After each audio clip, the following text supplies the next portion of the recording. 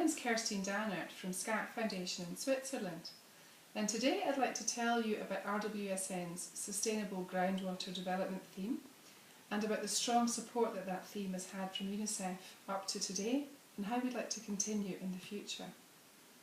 First of all, let me remind you about RWSN's history, which is very much intertwined with that of UNICEF. UNICEF was one of the pioneers of borehole drilling for rural water supplies, starting with the Bihar drought in the late 1960s in India. And in fact, UNICEF then set the benchmark for what could be achieved with government, private sector drillers and pump manufacturers all working together. Following that experience and the water decade, UNICEF established with others a network called the Hand Pump Technology Network, HTN. And HTN worked very hard to establish and maintain the standards for public domain hand pumps. It was in 2005 that HTN became RWSN, the Rural Water Supply Network, and it really widened its mandate, looking beyond pumps, but also at the borehole itself. And later on, 2009, also taking more concern for the groundwater resources. So that's kind of a bit of a background of the Sustainable Groundwater Development theme of RWSN. There are also other themes, but I'm not going to talk about those today. The other change that's happened for RWSN, for the network, is that it expanded from being a very small network of professionals to a much wider network of people. In fact, we've now got about 6,000 people that are online and able to talk to each other, ask questions and share information. And we now have about 20 different discussion groups, of which 5 specifically focus on groundwater. So UNICEF was a driver of RWSN from the beginning, and that wasn't just providing chairs for the network. In fact, UNICEF provided 3 chairs. But also in terms of the number of members, and we now have about 200 UNICEF professionals that are part of RWSN.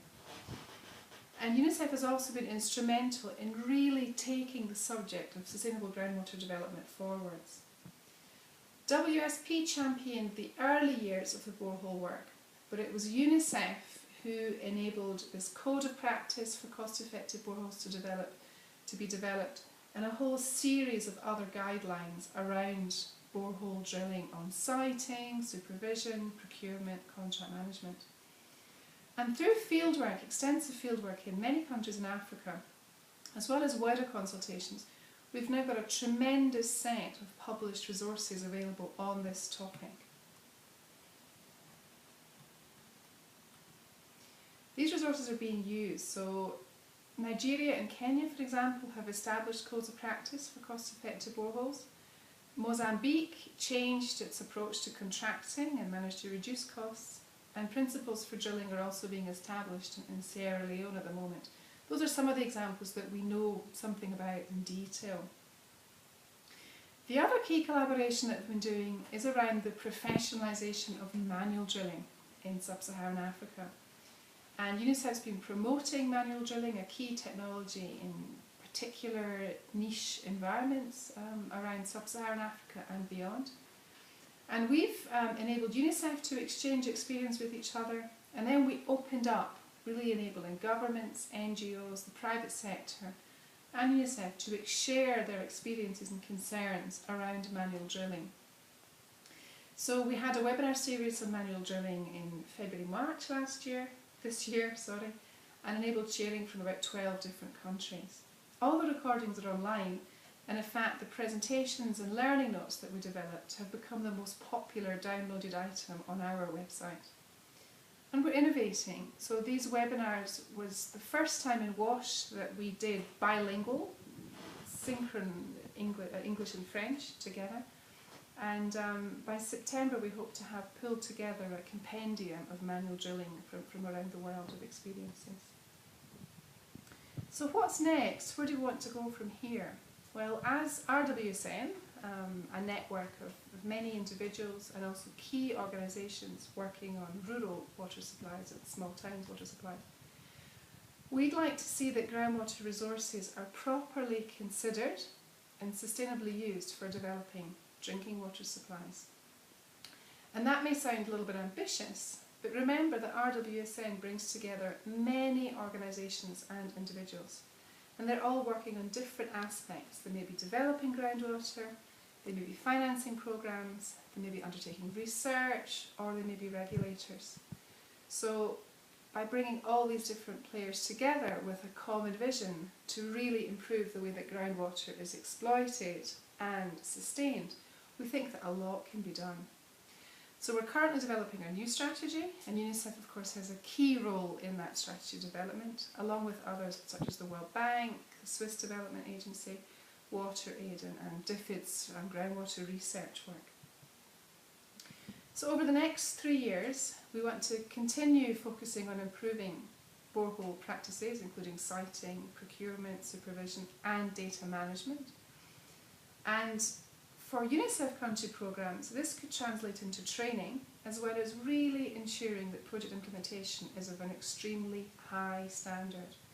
We basically need to raise the bar when it comes to cost-effective borehole drilling. We'll also continue to work on manual drilling, supporting UNICEF and others to learn from each other, and striving to ensure that this industry, this growing technology, is really undertaken in a very professional manner. And we also want to really uncover and look at some of the concerns around manual drilling. Hand pumps, we will also continue. The hand pump is not dead. Hand pumps continue to be installed and they'll be around for decades. And there's real need to make sure that quality pumps and spares are purchased, a key problem. There's still some scope for design improvements, and frankly the scandal of installing galvanised pipes in acidic waters which just corrode really needs to be stopped. That just can't continue to go on. And finally, as a topic within the theme is groundwater resources management, particularly at local level, and that we want to continue to build as a topic within the network. For us, UNICEF is one of the most important international organisations for WASH, and particularly for rural water supplies. And with its presence in more than 100 countries, and WASH programmes or projects in many of these, UNICEF has a massive outreach. And we think that UNICEF can really take a lead in catalysing governments, private sector, NGOs, to really ensure that groundwater resources are exploited in a sustainable manner. So hand in hand with UNICEF looking forward, we'd like to really try to catalyse action on the ground through advocacy, including short films, for example. We want to see how we can really influence project design, particularly around groundwater, so that the right personnel and procedures are in place from the outset. And we want to make sure that experiences are shared, documented and synthesised.